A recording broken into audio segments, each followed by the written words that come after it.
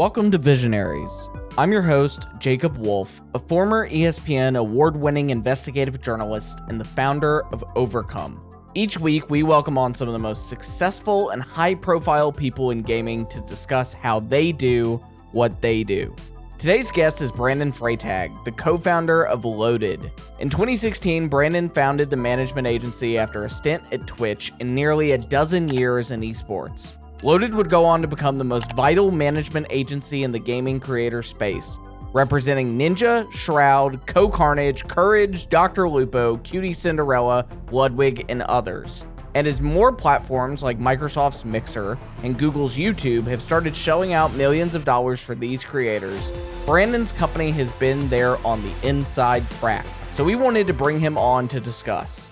Brandon Freytag, welcome to Visionaries. Brandon, how you doing? I am doing well. Nice to finally talk, Jacob. I think we've had dialogue through messages and emails and whatnot, but it's a pleasure to finally talk to you. And I do have to say, I have to call this out right off the bat, Jacob. It says moving creators off the platform. I will tell you, we've done more deals with keeping people on the platform of Twitch. So I think we like to spread the love across all the platforms. So I want to start there because I think it's important to call that out. But it's a pleasure to finally chat with you. Yeah, I mean, we have a 160 character limit. That's part of the reason the space is so narrow. Is like I actually worked with like 3 different titles, and I was like, how do I get this to work? But obviously, you know the drill. You guys are the ones involved in doing a lot of these bigger deals, and on the very cusp of that. So and I've always actually, and I wanted to start here, I've always found it really interesting that the initial group, or a lot of the initial group, yourself included, that founded this management company are ex-Twitch folks. You guys were a part of the Good Game Agency group, obviously have, were acquired by Twitch and then left to start this company. Walk me through the founding story a little bit of Loaded and why you all chose to go into the creator space in the way that you have over the past 6 years. Yeah, so I'll try to go semi-quickly here, but it's a pretty long story. I've been in the gaming space since before it was called Esports. So I was doing it. A buddy of mine was really good at Counter-Strike, the betas. That's where I started. People were like, it had a beta. That's crazy. Everybody's used to 1.6, but I started there. My buddy was really good at gaming. I was terrible. I loved people in the community that was being created around Counter-Strike. And so I kind of got involved just in gaming generally through that and started selling some sponsorships for their team. Funny story is the first sponsorship I ever sold was for 5 mice from Razer, from the guy, Robert Krakoff, who unfortunately passed away this past year. But I remember calling him and he's like, yeah, I'll support your team. And like our team was a Counter-Strike team. No one knew. It wasn't Team 3D or somebody big, but he supported us and it fueled my passion. It was like, oh my gosh, it showed up in the mail. I got these 5 free mice and all I have to do is put some banners up. And I thought it was such a cool thing. And I realized a lot of people were starting to watch this space. And so that's how I got initially involved. That was back in high school of like 1999, 2000. And stayed with that space, through as a hobby through high school. So like when all my friends would go out and get together, whatever, I'd go home and make phone calls to different companies. And I that kind of really was every time I'd call like 1,000 calls, I'd get one person to like maybe say yes or answer the call. And that's what fueled me to keep going. So that's, where I started. Fast Track, I kind of stuck in that industry. I worked with a bunch of esports teams. I worked with a bunch of leagues. And then eventually, believe it or not, a lot of people don't know this, Loaded was originally a Counter-Strike team.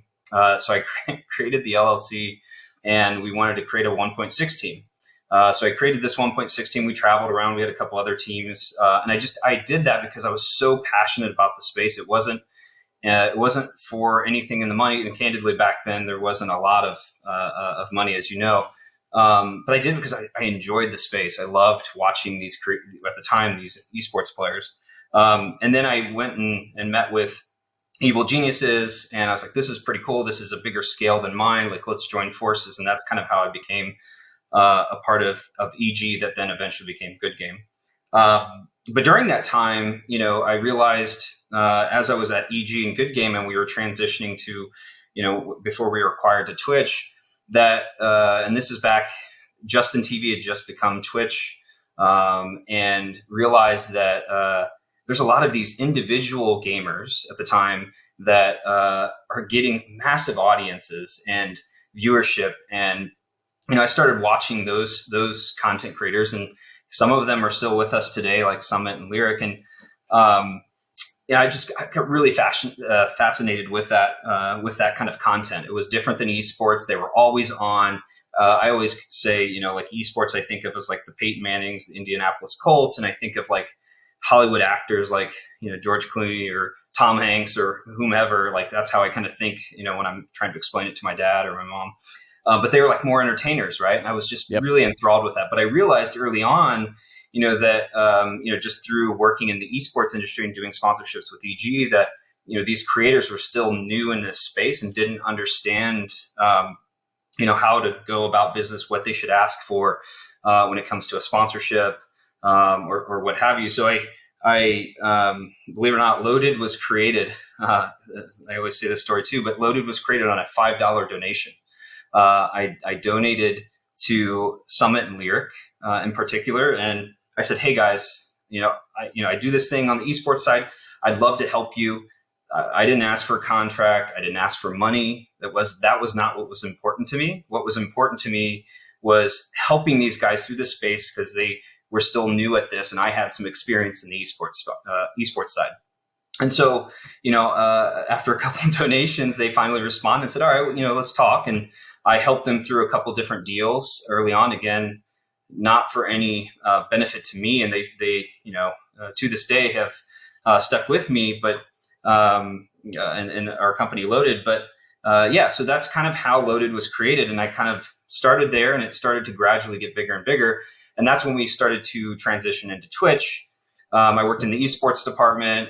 Good Game was there. We did a bunch of different things, from some tournaments and some stuff with the teams. But I continued to go back to these individual creators. And so that's when I saw the opportunity. I left, Twitch, created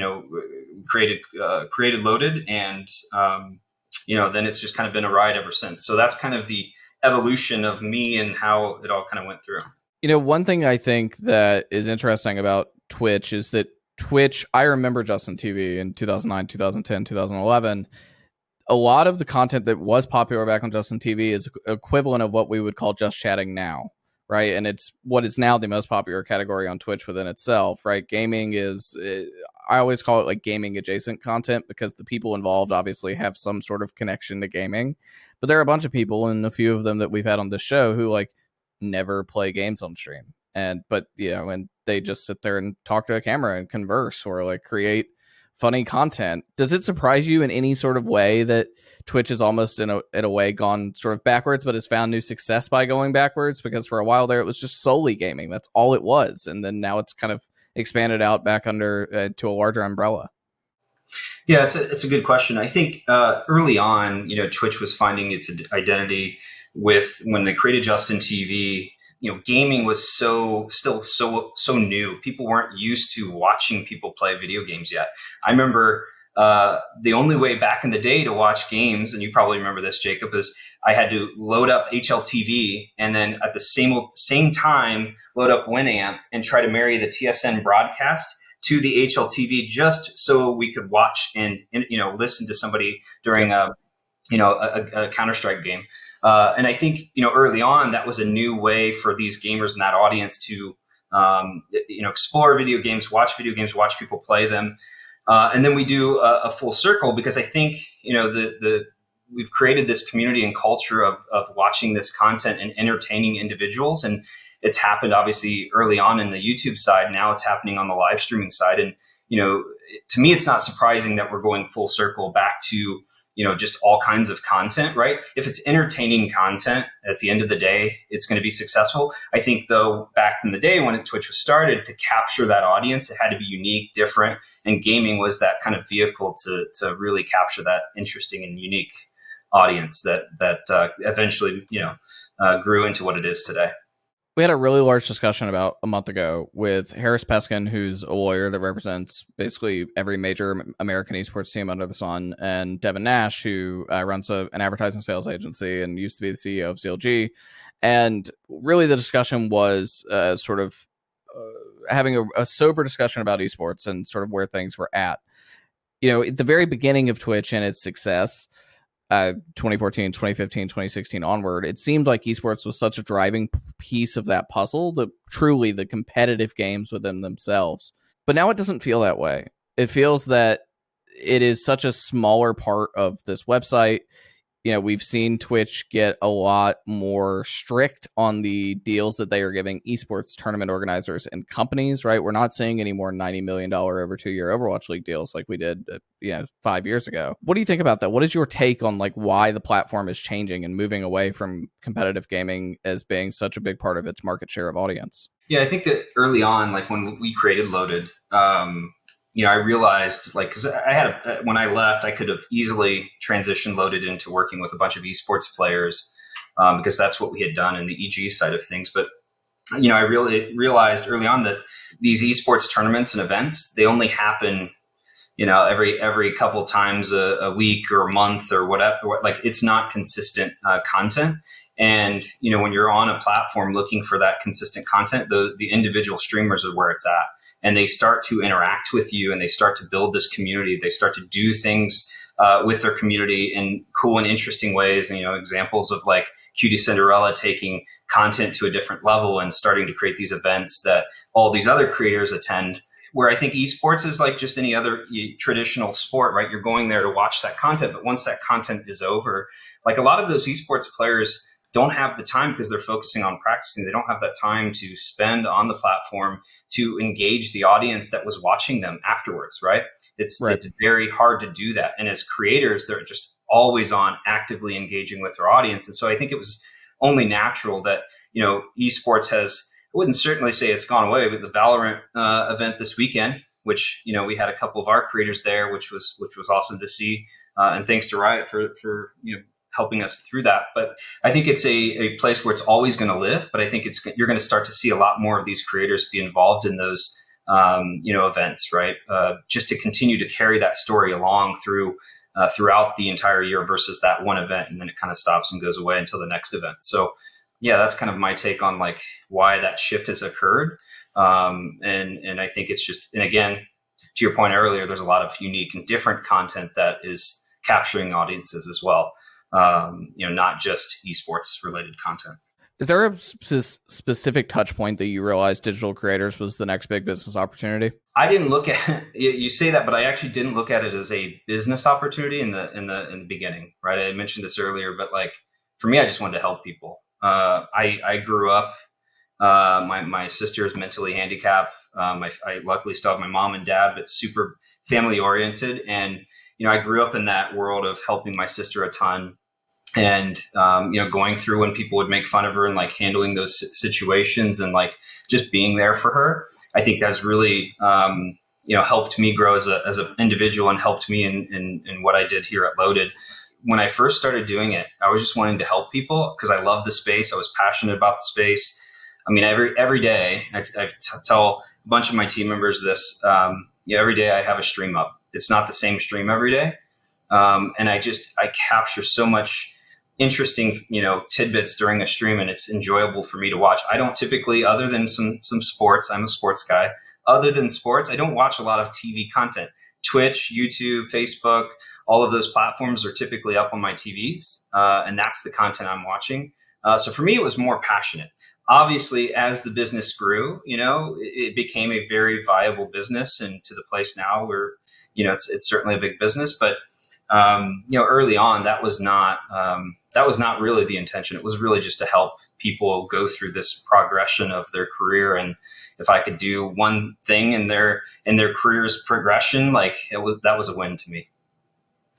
But there had to be a moment where it was, this is not just Brandon doing this thing out of your own personal passion and desire to I can actually build a company of this, right? And have the staff that you guys do. Was there one of those that you realized oh my God, this is actually something that is truly viable? Yeah, so I knew early on there was a pivotal moment. Well, there's several pivotal moments, right? But early on, I knew that these creators and how much value they were providing to these platforms, and some of these bigger creators, sizable, deal flow to these platforms. And I realized early on, you kind of mentioned the esports teams. Early on, a lot of people may or may not know this, but like esports players were kind of jumping to different platforms, Own 3D, some other different platforms. Azubu, I think, was another one. And so Twitch actually had done some agreements with some different esports teams to keep these esports players from going to different platforms, right? And they would pay a fee, right, to the esports team. What happened was over time, those esports teams grew to a point where they captured creators, right? And they used the creators metrics to capture some of the financial benefit from these platforms. And it got to a place where they pay a salary or a fee, monthly fee to the creator, but like they had a ton of upside on the platform side of things, and I didn't feel like that was fair and right. And so early on, I realized that I need to get this back to a place and do my best to get this back to a place where it is more even, where the value of what the creator is doing for the platform is seeing the other side of it from a financial standpoint. So that was like kind of the pivotal moment where I knew that, okay, these platforms do value these individual creators and the content they're producing. How do I get that value to go directly to them? And so that pivotal moment was when we started, having conversations around, hey, this content's valuable. Do you want to keep this content? Where does this content live? Does it make sense to take that content elsewhere? And starting those conversations, certainly with all the different platforms, was kind of that pivotal moment where I knew that, hey, this could be, a big thing candidly for the creators. And that's when I knew I wanted to focus my attention and time and going through that process. One of the clients that you all were there for so much of that journey for is Ninja. And obviously, even today, and Ludwig said this on the show a few weeks ago, that he has to explain the gaming industry and gaming influencer industry through two people, and that is Ninja and Mr. Beast, even if Ninja is no longer the most popular creator. I mean, he was top, but there were almost 150 people in front of him before he made the platform decision he made a few weeks ago on the Twitch charts in August. So, but clearly he was the cultural touch point for this industry in a way that many others were not. We'll start because I want to ask a few things about that. But were you all involved with him before the March 2018 moment of Drake and Juju Smith-Schuster and Travis Scott hopping on his stream? Yeah, so we were, but we were just helping him through some different things that he needed help through. I don't believe we had any kind of contract at the time with him. I think he was on an esports team at the time. I think it was Luminosity, I believe. But we were trying to help him through just some different things that he needed navigated, or that he wanted navigated. So, but we were certainly in conversation and communication during that crazy time when he streamed with Drake and asked, "What's your pineapple on pizza?" which I remember so vividly. But yes, we had dialogue, conversations, and there was active conversations for sure with Tyler. Can you talk about the cultural significance of that moment of sort of, it broke individual streaming records that night, right? This is, I remember I was down here in Austin for South by Southwest when that happened. But can you walk through the cultural significance of that moment in 2018? It took gaming to a new level. I remember, watching the TV and on every news channel, it talked about it. It took Twitch from, I would think, like a core gaming audience, right? And it took it and spread it across the entire world at some point. And obviously, as big as Drake is, captured a lot of other industries like music industry to understand what is this thing that this person's doing? What is Fortnite?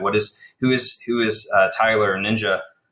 So it captured a brand new audience, and that audience was way bigger than what Twitch had. So the relevance of that moment in time had really just skyrocketed gaming, esports, streaming, Twitch, etc., into just a different atmosphere. And it's all because of that clash of the everybody knows Drake in the world, for the most part, right?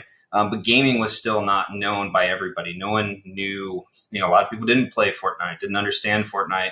But like I would get messages from my parents were like, oh my gosh, I saw this thing on TV. And, the amount of audience members that, Twitch captured in that moment in time is just astronomical. Right. And I'm so grateful that, that happened, because it's only helped our industry as a whole. In terms of what happened after, right? Fortnite didn't just propel Ninja, it propelled a bunch of other creators who were there at a certain moment, right? Several of them your clients. And so I think you have unique perspective on this. How did it change the ability for digital creators to become more culturally relevant than they were at the time? Because you mentioned people like Summit 1G and Lyric, right? Who were popular before that, even back in the sort of 2014, 2015, 2016 era. Those guys were pulling pretty good viewership on Twitch, but there feels like there's a distinct difference between some of those early move streamers and people like Nightblue and some of the others who were those big individual guys on Twitch, to the Courage of the world, the DrLupos of the world, the others who became sort of culturally relevant to a much younger and a different audience than before. So how did that change? How did that moment change it? How did Fortnite change that in particular? Yeah, I mean, I think Fortnite was to speak on Fortnite's side, I've talked to Mark Rain about it, a lot about it early on, but like they took a game that, in the past was like Counter-Strike, Call of Duty, those types of games, and made it to a place where your mom, your dad, and myself, I have 3 kids. My son doesn't play currently Call of Duty. It's too, he's too young for it, essentially, right? So they took a game that it had guns in it, had the same elements, right, and made it kid friendly, or made it to the place where, certainly I'm comfortable letting my son play Fortnite, right?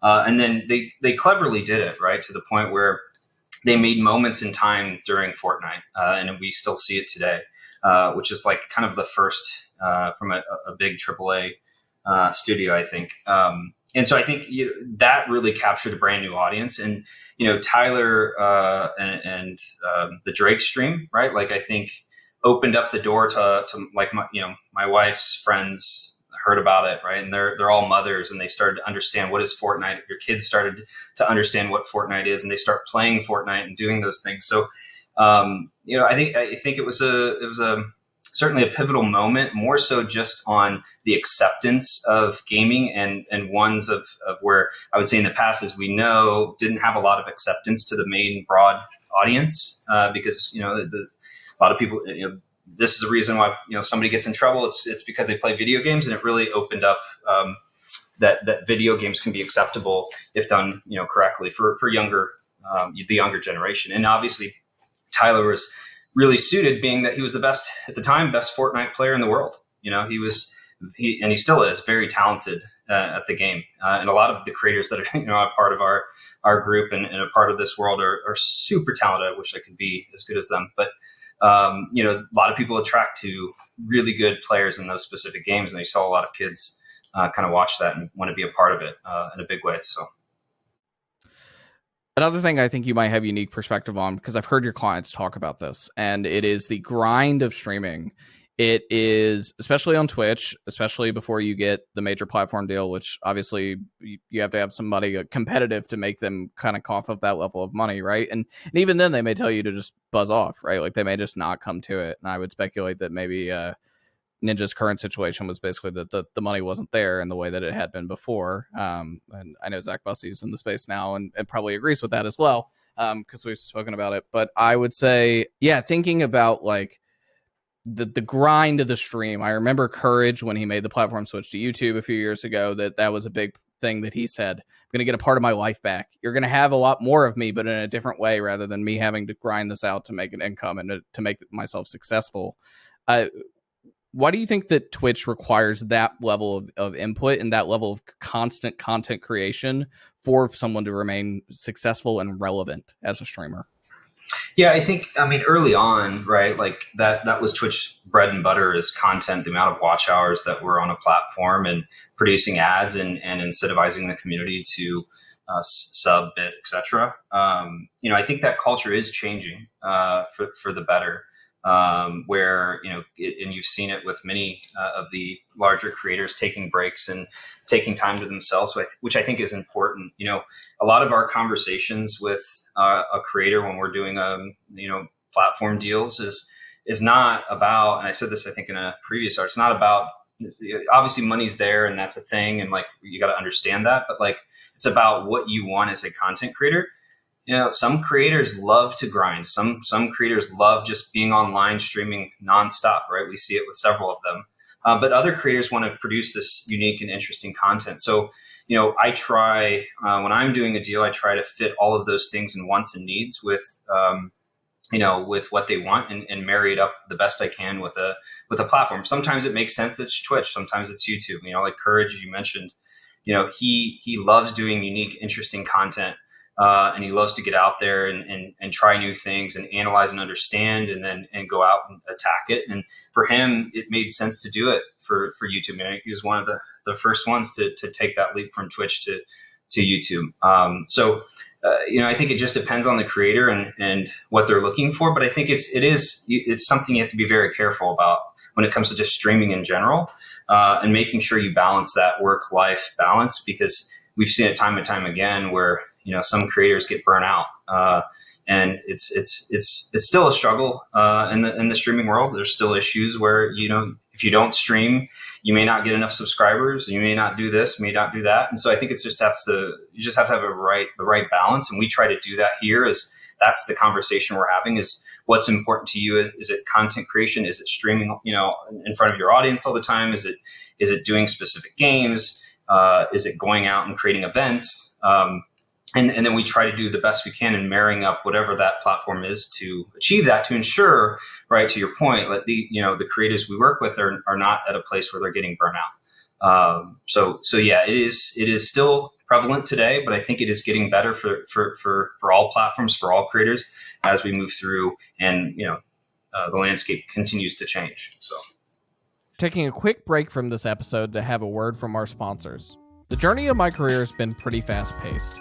I started writing at 17, and within 16 months, I went from having never written a published article to landing a job at ESPN as their youngest talent hire ever. With that fast-paced career, I've often found myself struggling with imposter syndrome and with work-related anxiety. But over the past few years, seeing a therapist really helped me guide my way. And if you think you may be feeling depressed, stressed, anxious, and overwhelmed, then today's sponsor, BetterHelp, is here to help you. BetterHelp offers licensed therapists who are trained to listen and help you. Talk to your therapist in a private online environment whenever's convenient for you.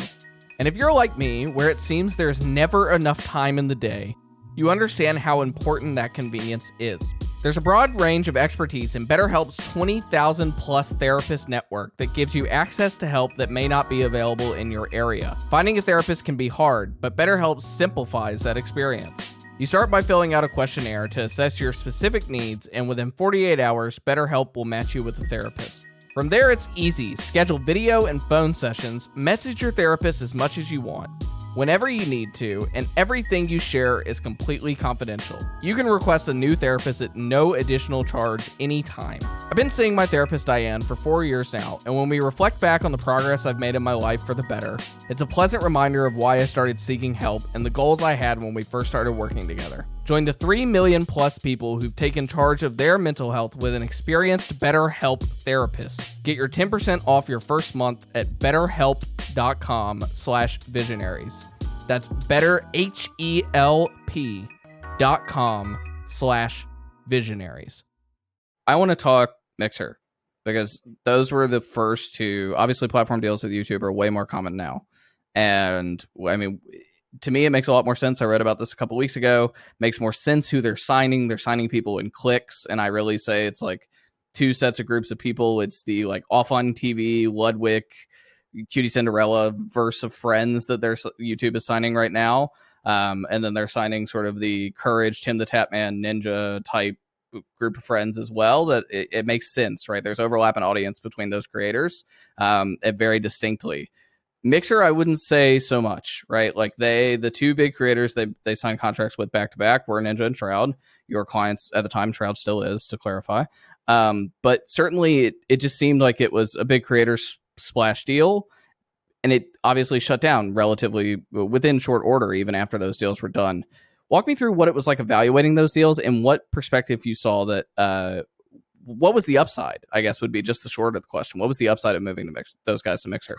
Yeah, I mean, obviously without getting into specifics, which I can't, but I would say that, what you saw publicly was not the full intention and plan right behind Mixer. They had a full scope and plan, I would say very similar to what you see in YouTube and even Facebook to some level. And it was certainly centered around communities as well. But I think there was a pivot, right? And that pivot happened pretty early on. And I think that pivot certainly did not help Mixer. And as you saw, they shut down. I think there's a lot of things that Mixer wanted to do with that platform. The thing that was really compelling, at least from the jump start of it, was they had a pretty good product in the sense that compared to what the community was used to. But where it fell short, right, was, to your point, capturing more of that audience to come over. So yeah, it does from a public standpoint probably look like a splash deal, and they were hopeful that more would happen. But there was actually a whole plan behind that. I think there was certainly discussions internally where Microsoft, said, "Do we want to be a streaming platform, and or do we want to do something different?" And so, there was a lot of tie-ins with Microsoft, a lot of things that we were going to do that just didn't come to fruition. And, at the end of the day, Mike and Tyler took the jump. Certainly I would say without that moment, I don't know if anything would have happened, in the last 3.5, 4 years. Right. So that, that was a very pivotal moment for sure. And it opened up the door. Most importantly, to me, opened up the door to say that, this content is valuable. It's so valuable that I want it. I'm going to do a deal for this, creator and pay for it. That's important to me. It's not about the money. It's about the value that these creators are, and the content they're producing. Somebody said, yes, that is very valuable to me. And that was the pivotal moment where I used and said, okay, all this content is valuable. It's going to continue to be valuable for every creator on this platform. And that was ultimately my goal. It wasn't to go out and get the biggest deals. It wasn't to, mess up a platform or anything, as your title says. It's not to take people away from Twitch. It was really just getting the platforms to say, these are so valuable. We love them. I want to do more here for these creators. So I'm proud of going through all of those moments, right? Because I think it's really opened up the door for a lot of people in this industry and continue to still grow to this day. It's interesting now, right? Kind of, I would say it's changing again. And I think it's always going to change. It's always going to have different things. We have new competition with TikTok coming in, and they're trying to figure out the streaming space. You have YouTube, like you said, kind of making their plays. You have Facebook. We did several deals with the GTA RP community. I think it all will come full circle again at some point in time. But there's a lot of things changing. The Twitch, coming up to the non-exclusive or allowing non-exclusively to stream on other platforms that are mobile, like TikTok, becomes interesting, right? I would say that it didn't come to fruition like we were hopeful for, but I still feel like and I don't want to speak for Mike or Tyler or any of the other creators, but I feel like that was still a pivotal moment, and they would have gone through it again, even though that a lot of the things that were planned didn't come to fruition. It seems that and this is less of a problem on YouTube because the YouTube algorithm is already picking up content from a lot of these relevant creators, even before they make the jump, if they're, Fusely or Ludwig or any of the others who have more recently changed from Twitch to YouTube. Their content's already a part of the YouTube ecosystem because they're simultaneously creating that VOD content simultaneous to what they are doing on Twitch Live. It's something that's really interesting, though, is that specific to Mixer, maybe a little bit applicable to YouTube now, is that it seems like there was a reticence for the audience to literally type a different URL in the URL bar and move from Twitch to Mixer. Obviously, Mike and Tyler took a certain portion of their audience with them, but certainly not in the size that they were. The viewership numbers weren't comparable to what they were on Twitch at their best days.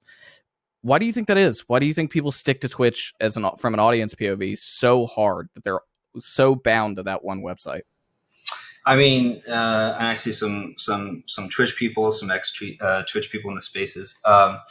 They did a really good job of creating a hardcore community early on. I see Marcus in there. Hey, Marcus. But like he was one of the early guys. Twitch was a culture. It was like you bleed purple, you know, and so they did early on did such a great job in making that the destination for streaming, right? And got the audience so used to creating content on Twitch, and that was the destination. And early on, like the streamers at the time, most of them, not all of them, but a lot of them spent a lot of their time focused on their stream and didn't focus on other channels and building out other channels. We've seen that completely change, obviously. But early on, YouTube was like kind of ancillary early on. And Twitch was the destination. That's all the creators talked about. And so they built that following and trained the audience very well and provided feature sets, provided all the different mechanisms to engage with, these creators, that there was no sense to, really expand and go somewhere else. So I think that's why there had been a bit of a struggle. I think that YouTube and Facebook are starting to dabble and figure out certain aspects of that, right, where they're trying to capture communities. And, you see that with the YouTube side of things and Facebook with GTA RP. That was the plan for Mixer, to be clear. It just didn't come to fruition. So I think that those two in themselves, like what we saw in that result is because that plan didn't get executed fully, like that's kind of what we saw. But it is something that Twitch has done really good job of just, being the home of streaming. I think, the Tyler move's very interesting, right? And streaming on multiple platforms now. You're starting to see like TikTok do quite well in the streaming side, and they're still kind of a discovery platform, but they're figuring it out. It's only a matter of time where, there's going to be another platform that's going to, come in a big way and figure it out.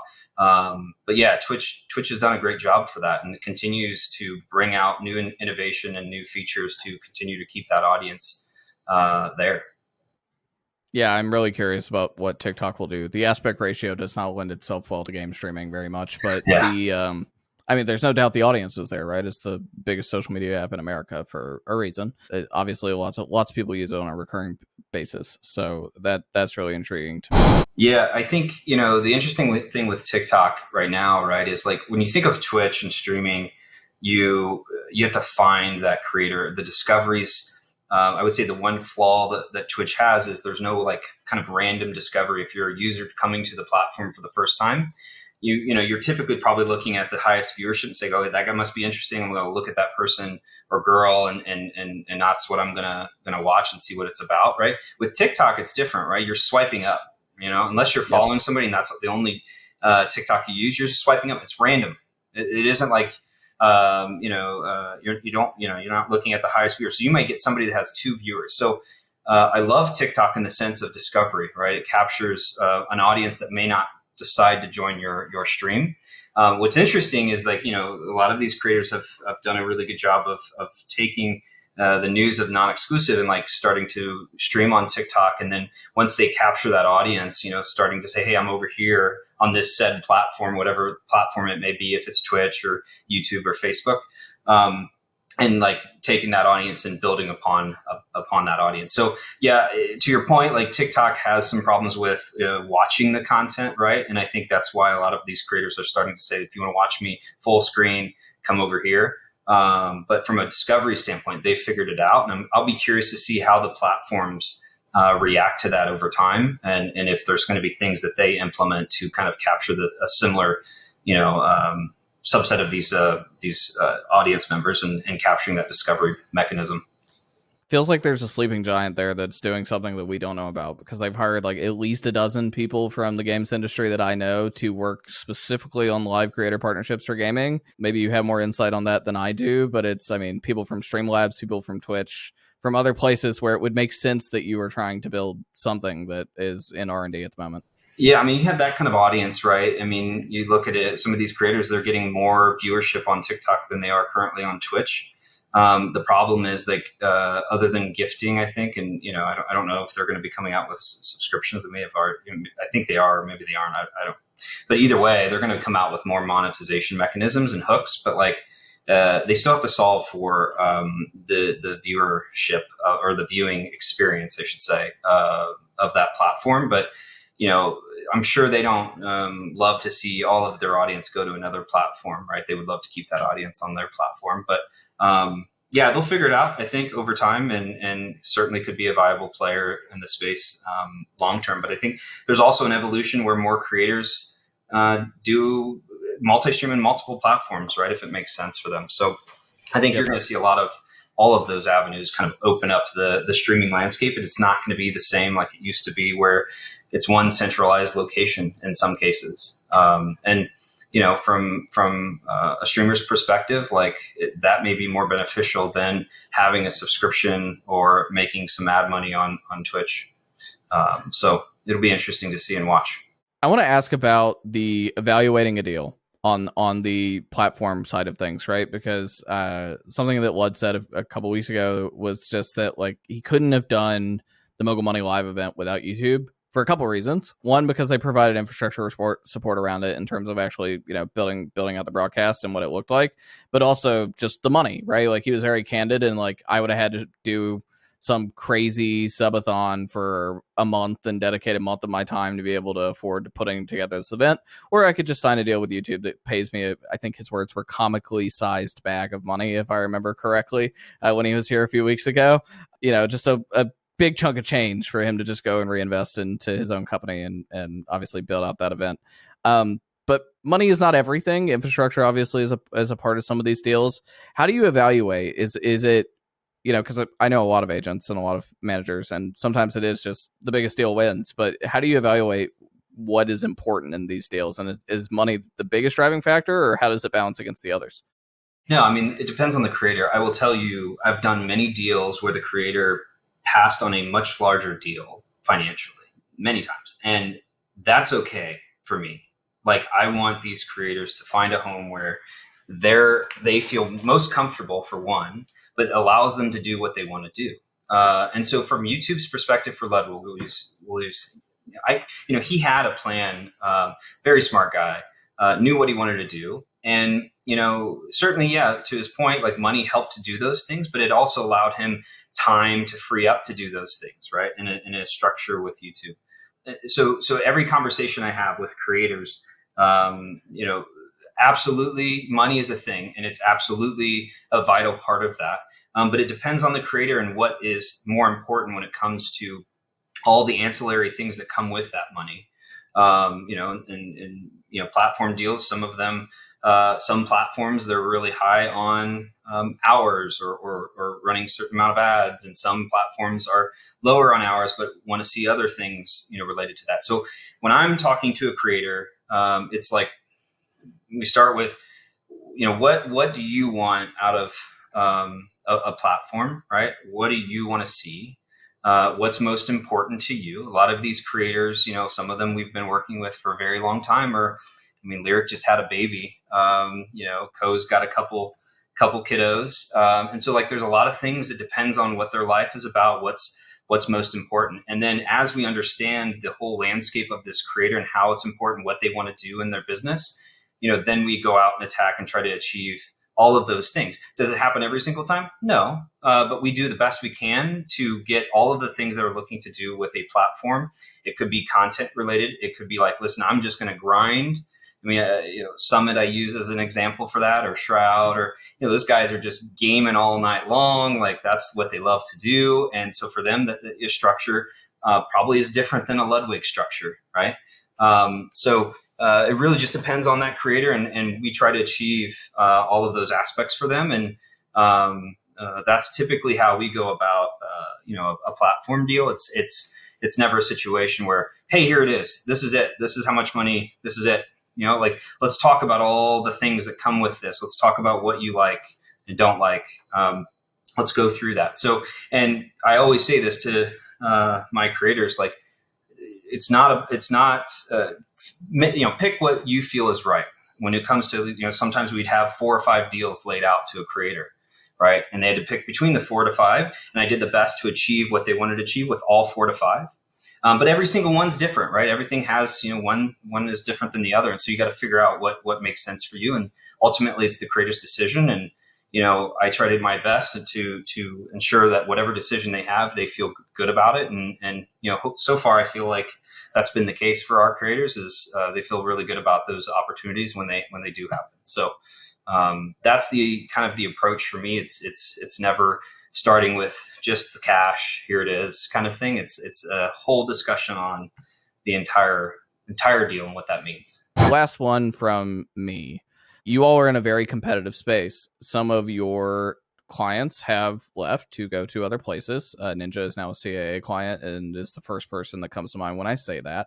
And disclosure here, I am a United Talent Agency client, and this is not asked with any sort of desire to boost them, but more to say there are these traditional Hollywood entertainment agencies that are massive and have a massive flywheel, and all of them now are in gaming or trying to get more into gaming and invested in the gaming space. How do you think you continue to keep yourself differentiated and keep Loaded differentiated as a services company to these people in a way that you maintain those clients rather than the crazy Hollywood agents that could come pitch them on, massive dreams and desires they might have? I would say a couple things to that. First and foremost, we've hired a lot of people. We're up to like 50 employees now at Loaded. Who knows what it'll be in a couple months, but every time we hire people, I try to always, like, first off, we have our fundamentals, and it's very similar to when I created Loaded, treating people the right way, doing the best for them. Best for them doesn't necessarily mean financially, right? And when we were hiring a lot of these people, and our company, we promoted Bridget to run the talent department. She's better than me, point blank, right?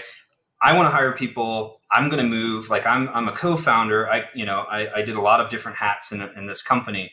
But like, it's very important to me to know when somebody comes into the space and is doing a really good job in this area, like promote them within, hire really good people from the outside. So I think from Loaded's perspective, first and foremost, like if you have really good people in your company, we have a freaking fantastic company. It makes me smile every time I talk about it. The employees that we have, I love them all dearly. They're like family. And I think that breeds and it spreads to all of the talent, right, that we work with. We're very passionate. We are gaming first. So I would say with the traditional, to your question, like we focus on gaming. That is where we grew up. That is where we live and breathe. A lot of our people are hardcore gamers. Kelby May is one that's been with us for a long time and handles our sales. You probably know him. He was at CLG before that. I swear, I think he plays more games than I have done in like the last 10 years. That guy, but he is so passionate about the space and he shows it with his work. Bridget's the same way. She came from Riot, super passionate about the space. So it starts there for us as a company. And I think if you continue to build upon your employees, like naturally, you're going to do a really good job for the people that you work with the brands, the clients. That's the focus for me, is to continue to build our company. I moved over and early on, we said, Josh Schwartz, he's going to run our company. He's the CEO. As a co-founder, sometimes that can be difficult to step to the side. I used to run the talent department, but I knew for us to grow as a company and to do a better job for everybody in this industry and the people we work with, it was a necessity to do. And again, to my point, we've done a really good job on hiring a lot of really awesome people.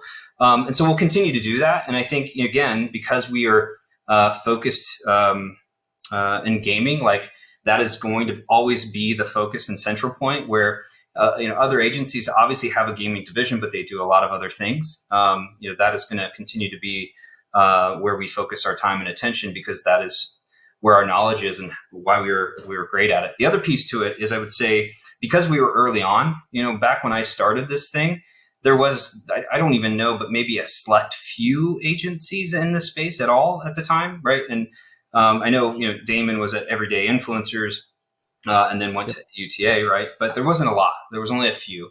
And so from like a data perspective, we have some of the most historical data in the industry. And when we make decisions, they're informed decisions with backed data.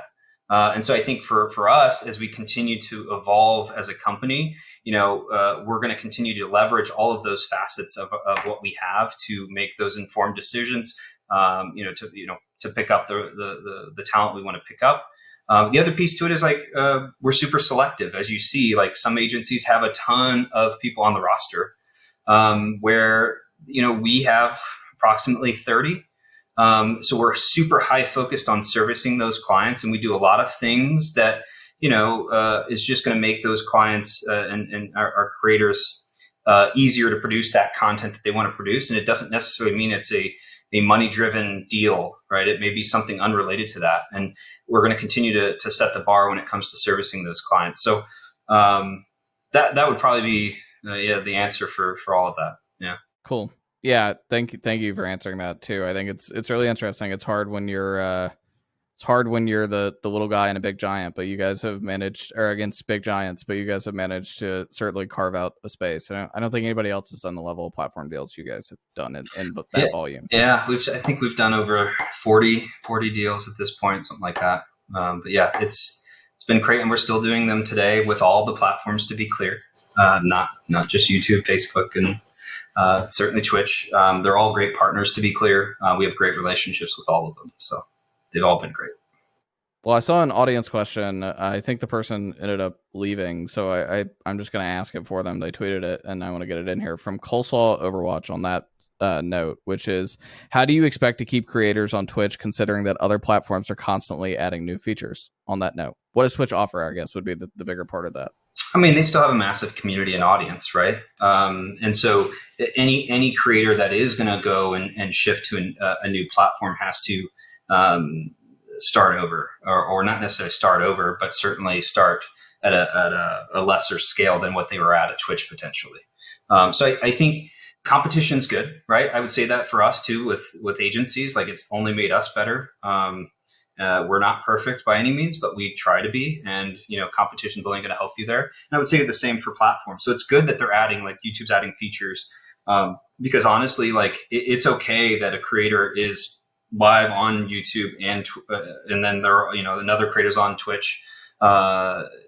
Competition's good because it breeds innovation. So, not only does Twitch have to make changes to their platform because they see what YouTube is doing, then YouTube does the same thing. Ultimately, we're getting to an end point where the platforms have a better product for the creators to use. So, I don't see it as a place where like they're just going to continue to add feature sets that then pushes, all these creators over. I think it's going to certainly balance out at some point, and certainly some creators will go to YouTube. But I don't see it as a place where like it's a mass exodus. I mean, granted, caveat to say like, there could be changes in the future for any of these platforms that could change that. But the way I see it is I think they all live and can be a breathing streaming platform. I want to ask a follow-up on that, which is we've kind of danced around it, but the Ninja proposition being live on multiple platforms all at the same time, Twitch allows it now, but they've highly discouraged it and said that people should not have to be live on any of those sort of ones that are competitors to each other. So they don't want people live that are on Twitch, live on Facebook, or live on YouTube at the same time. He's doing it anyway and just giving it a shot, and he lost his Twitch partnership for it altogether, not even just having a deal. Do you think that will be, I guess, one, audience successful, and two, fiscally successful? Yeah, right now Twitch isn't, probably making much money on Tyler, right? Because they're not running but an entry ad or something, and maybe an exit ad or something. But like they're not running a bunch of ads. They're certainly not monetizing subs, bits, but they're paying for the servers to stream on that, right? And so like at some point, like there's going to be a tipping point for Twitch specifically to understand, okay, how long do we want to see that? If enough creators start doing that, like that becomes a detrimental potentially to Twitch, right? So they're going to have to make changes. So certainly I applaud Tyler for, jumping in and doing that. I think where it becomes really interesting is how the other platforms respond to that, like a TikTok, right? Where, they are in some cases, and I can't speak for Tyler, I don't know this answer, but for some cases have been higher viewership than the Twitch stream, right?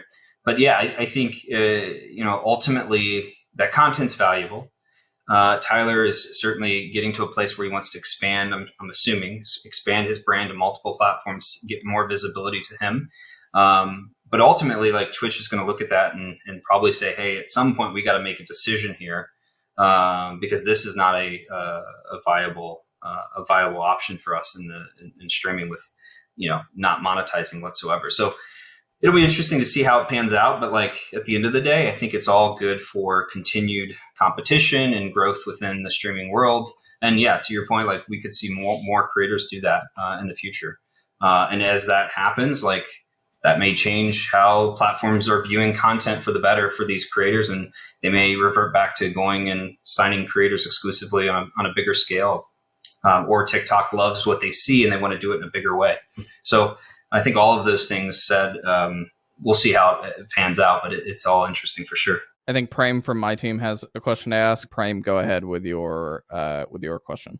One of the things that I've been kind of curious about with a lot of streaming platforms and a lot of the moves between specifically Twitch and YouTube is the ability to just have like going back on the broadcast on YouTube being something that is actually a huge value add to YouTube.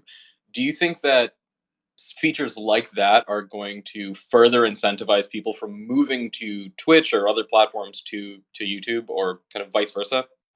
Yeah, it's a good question. I think, any feature set, right, that somebody comes out with, like, will certainly be a part of their decision making on going to another platform. So I think, if anything, like as I mentioned earlier, like that's a feature that is available to one platform. I'm sure these other platforms are looking to do the same thing, right? And so naturally, it's just going to add more feature sets to the platforms. I would say that, like, as a creator, and again, I don't want to speak for these creators specifically, but like, they're evaluating all of the different things with the deal, but also part of that is the features and what is offered on that platform, right? There's things that Twitch has that YouTube doesn't, or Facebook has that, all of these platforms don't have. So that all goes into play when they're making that decision. But I think certainly the features that are really getting a lot of that attention, like you better believe a lot of these other platforms that don't have it are looking at it and potentially saying we should go down that path. But it's not the single driver, I would say, to your question. It's not the single driver for a creator to make that decision. All of those things come into play, not just one thing. Go ahead, Nathan. Hit us with your question. Yeah, this is Nathan Grayson with the Washington Post. I just wanted to ask kind of a quick, maybe sort of wrap-up-ish question, which is just that, like, I think, one of the things that we've been seeing kind of recently is an increasing move toward a more multi-platform future in which a lot of creators are no longer, maybe particularly exclusive to any single platform. Like a lot of people who are on Twitch now make content across all sorts of different platforms, including, especially TikTok, Instagram, YouTube, whatever else. And I was just wondering, as we see more and more of this, do you think that the prevalence of, for example, this model of like YouTube signing individual creators to exclusive contracts, things like that, do you think over time that will begin to fade away just because it makes less and less sense for creators to be restricted to anywhere in terms of any particular kind of content they might make? Yeah, that's a good question. I would say that, one, content's always valuable. And at the end of the day, if you can capture that content exclusively and capture that audience in almost an exclusive way, there's value to that. But at the end of the day, depending on the creator, that could be more valuable to spread your wings and kind of fly as a brand out to the rest of the world. I think the biggest thing is, as these creators, if they do go multi-stream platform, is like thinking about how they capture that audience in the best way, right? Because that audience is, you have Patreon, Ludwig has a podcast that he captures on Patreon that does quite well.